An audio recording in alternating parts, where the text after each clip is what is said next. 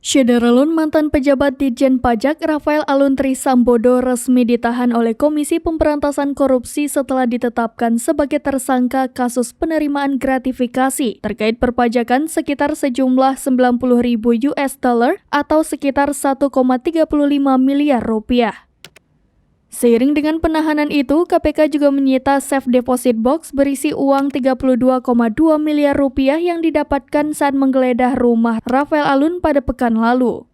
Uang puluhan miliar itu dipamerkan KPK saat pengumuman penetapan Rafael sebagai tersangka. Sumber uang tersebut masih didalami oleh penyidik. Selain itu, penyidik KPK juga menyita puluhan tas bermerek. Dalam penggeledahan itu, kata Firly, anak buahnya juga menyita dompet, ikat pinggang, jam tangan, perhiasan, dan sepeda serta uang dengan pecahan mata uang rupiah. KPK lalu memeriksa LHKPN Rafael yang berjumlah 56 miliar rupiah itu, sebab dinilai tak sesuai profil pendapatannya sebagai pejabat eselon 3 di Kemenku.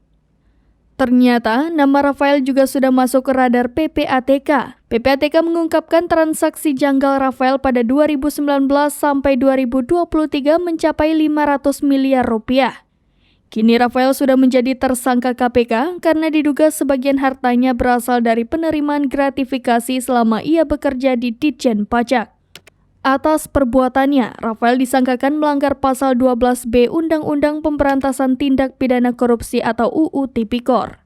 Rafael langsung ditahan selama 20 hari pertama hingga 22 April 2023 di Rumah Tahanan Negara KPK pada Gedung Merah Putih.